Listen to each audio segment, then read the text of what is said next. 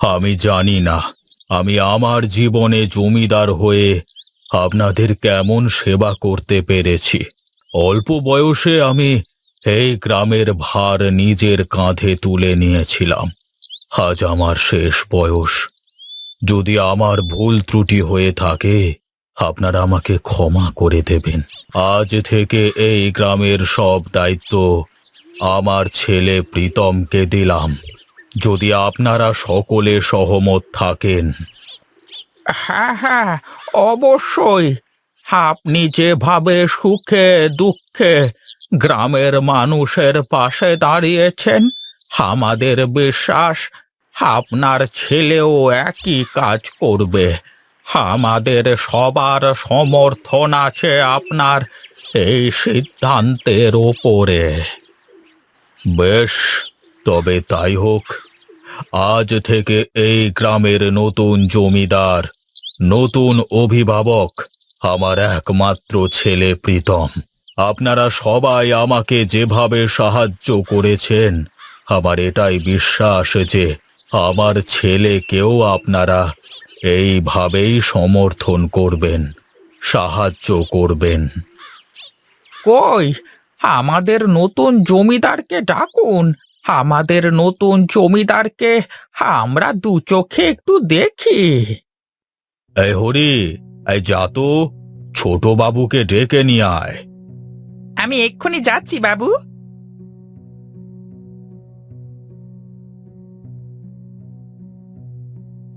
ছোট বাবু, আসতে পারি? কি হয়েছে হরি? বড় বাবু বৈঠকখানায় ছোট বাবুকে ডাইক্কা পাইতেছেন। ঠিক আছে, তুই যা, আমি প্রীতমকে পাঠাচ্ছি। যা বাবা, অনেক মুরব্বীরা বৈঠকখানায় এসেছেন, সবার সাথে দেখা করে আয়, পরিচিত হয়ে যা, আর তাদের কাছ থেকে দোয়া নিয়ে আয়। কেন? আমি কেন দোয়া নিতে যাব ওদের কাছে? ওই ছোট লোকগুলোর মধ্যে থাকতে আমার একদম ভালো লাগে না। হ্যাঁ, এভাবে বলে না বাবা, তারা মুরব্বী, তারা গুরুজন। আজ থেকে এই গ্রামের সব দায়িত্ব তোর। মুরব্বীদের আশীর্বাদ নিয়ে এ বিশাল বড় দায়িত্ব কাঁধে নে। ওহ মা, আমার গুরুজন মানে তুমি আর বাবা। এই ছোট লোকগুলো কিভাবে আমার গুরুজন হতে পারে? হ্যাঁ, আচ্ছা ঠিক আছে, আমি তো তোর গুরুজন। এখন আমি বলছি, তুই যা, গিয়ে সবার সাথে দেখা করে আয়। ওহ মা, আমার এসব কিন্তু একদম ভালো লাগে না। একবার ওখানে গিয়ে দেখ, তারপর দেখবি তোর সব কিছু ভালো লাগবে। ঠিক আছে মা, আমি যাচ্ছি। শুধু তুমি বললে তাই, তোমার কথা তো আমি আর অমান্য করতে পারি না। যা বাবা, আমার সোনা বাবা।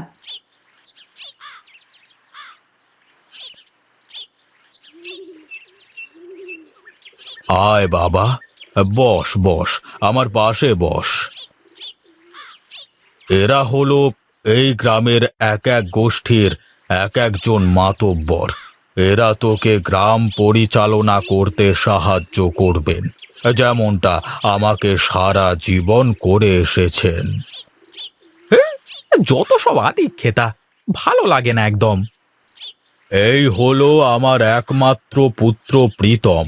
আমার ছেলে উচ্চ শিক্ষিত, বিলেত থেকে পড়াশোনা শেষ করে সবেমাত্র দেশে ফিরেছে। আপনাদের কাছে আমার একটাই চাওয়া থাকবে, ওকে সব আদব কায়দা শিখিয়ে দেবেন। আপনি কোনো চিন্তা করবেন না।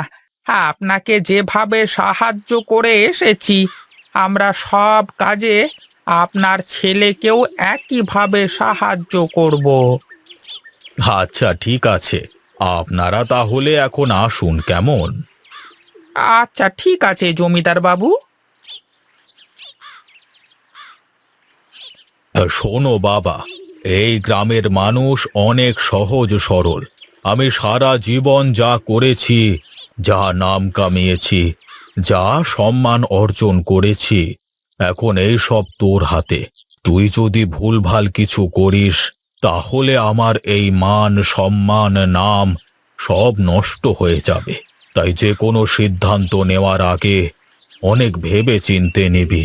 তুই আজকে থেকে এই গ্রামের নতুন অভিভাবক। বাবা, আমি এত কষ্ট করে বিলেত থেকে লেখাপড়া করে আসলাম। আমি শহরে যেতে চাই, ভালো চাকরি করতে চাই। তুমি আমাকে এই গ্রামের দায়িত্ব কেন যে দিচ্ছ আমি কিছুই বুঝতে পারছি না।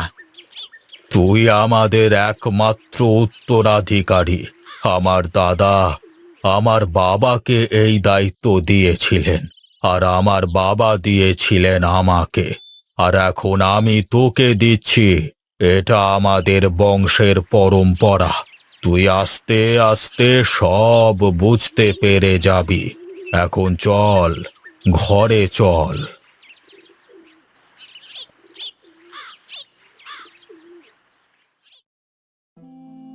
তুমি আমাদের এভাবে ছেড়ে চলে যাবে, আমি কখনোই তা ভাবিনি। শান্ত হও মা, শান্ত হও, কেঁদো না। আমি তো আছি তোমার পাশে। এইভাবে ভেঙে পড়ো না মা। চলো মা, বাড়িতে চলো।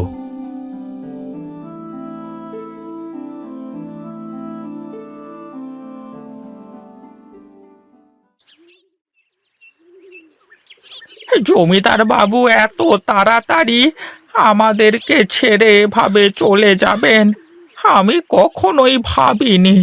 আমি বুঝতে পারছি এটা আপনার জন্য খুবই কষ্টকর। সেসব কথা ছাড়ুন। মানুষ তো আর সারা জীবন বেঁচে থাকে না। আপনাকে, আমাকে, সবাইকে একদিন এই দুনিয়ার মায়া ত্যাগ করে চলে যেতে হবে।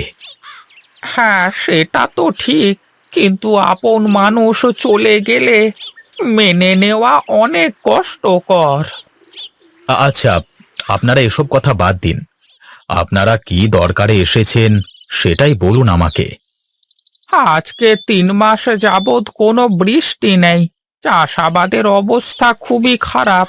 আপনার বাবা বলেছিলেন সে কিছু শ্যালো মেশিনের ব্যবস্থা করে দেবেন। সে ব্যাপারে আপনার সাথে কথা বলতে এসেছি। আপনাদের দরকার আপনারাই দেখে নিন না, আমাকে কেন বলছেন এসব? সে কেমন কথা? আপনি এখন এই গ্রামের জমিদার, এই গ্রামের অভিভাবক। এখন এসব তো আপনারই দায়িত্বের মধ্যে পড়ে। আমাকে আমার দায়িত্ব শেখাতে আসবেন না। আমার দায়িত্ব আমার ভালো করে জানা আছে। আপনারা এখন আসুন। আর হ্যাঁ, আজ থেকে গ্রামের খাজনা আর 10 টাকা বৃদ্ধি করা হলো। সবাইকে জানিয়ে দিন, সামনের মাস থেকে সবাই যেন নিয়মিত খাজনা পরিশোধ করে। আর আজকে থেকে আপনাদের সমস্যা আপনারা দেখবেন, আমাকে কিচ্ছু বলতে আসবেন না।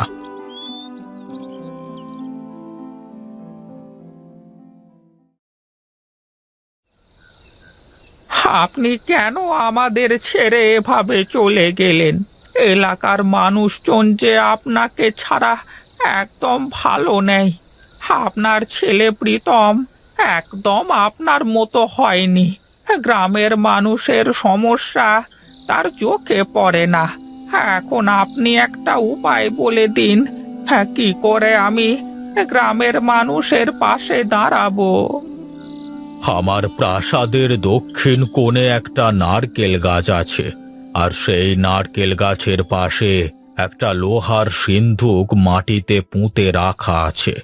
গিয়ে সেই সিন্ধুকটিকে উদ্ধার করে সিন্ধুকে থাকা খাজানা দিয়ে তোমাদের সমস্যা দূর করো। বাবু, আপনি আপনি কোথা থেকে কথা বলছেন? আমার আত্মা ততদিন শান্তি পাবে না যতদিন না আমার ছেলে আমার মতো গ্রামবাসীদের বিপদে আপদে সাহায্য করবে। আমার আত্মা এই গাছের মধ্যে আটকে আছে। আমি এখনই কি আপনার ছেলেকে সব খুলে বলবো? তাহলে আপনার ছেলে নিশ্চয়ই সচেতন হয়ে যাবে, আর আপনি মুক্তি পাবেন। না, এরকম করলে আমি সারা জীবনের মতো এখানে আটকা পড়ে যাব।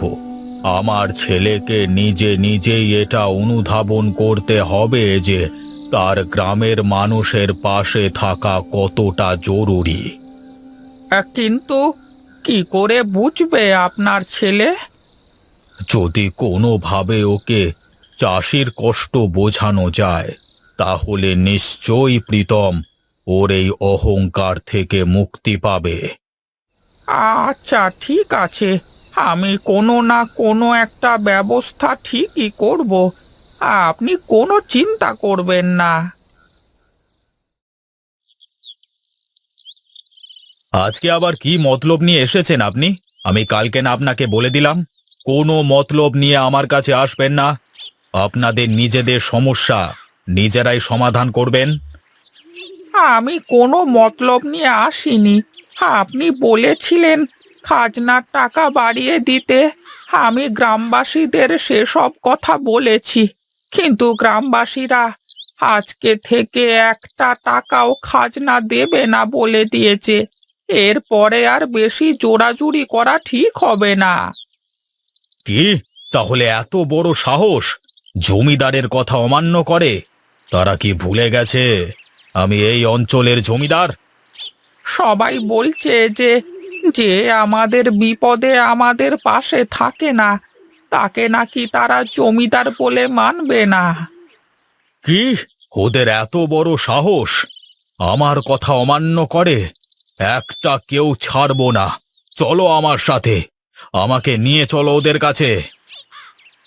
বেশ, চলুন তবে।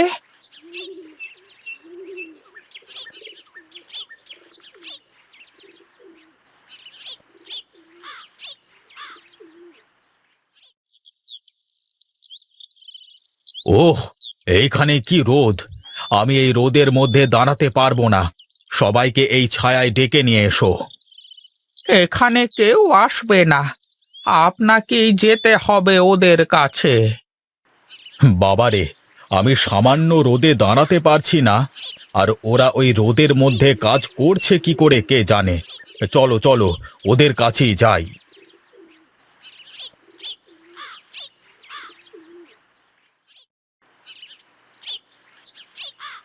আরে কি হয়েছে জমিদার বাবুর? এই ধরো ধরো, জমিদারকে ধরো।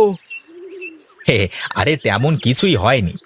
এতদিন বিলেতে থেকেছেন তো, কোনোদিন এত তীব্র রোদে যাননি, তাই আজ রোদে এসে মাথা ঘুরে পড়ে গেছেন। সবাই জমিদারকে ধরে গাছতলায় নিয়ে চলো। না না, এই ব্যাটাকে এখানেই রেখে দে। যে কিনা 2 সেকেন্ড রোদের তাপ সহ্য করতে পারে না, সে কিনা হবে আমাদের জমিদার। তুই চুপ থাক। খারাপ হোক বা ভালো হোক, সে আমাদের জমিদার। তাকে রক্ষা করা আমাদের দায়িত্ব। চল সবাই, জমিদার বাবুকে ধরে নিয়ে গাছের ছায়ায় চল।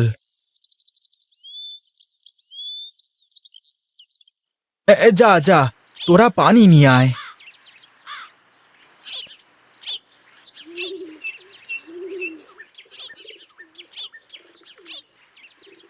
আমার বড় ভুল হয়ে গেছে। তোমরা এত পরিশ্রম করো আমি বুঝতে পারিনি। আসলে আমি বাইরের দেশে থাকতাম তো, পরিশ্রম কি জিনিস কখনো বুঝতে পারিনি।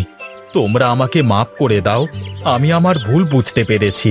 আজ থেকে আমি তোমাদের কথা দিলাম, আমার বাবার মতো আমিও তোমাদের সাহায্য করব। সুজয়, হরিহর, বলো জয় জমিদার বাবুর জয়। জয় জমিদার বাবুর জয়। জয় জমিদার বাবুর জয়। জয় জমিদার বাবুর জয়।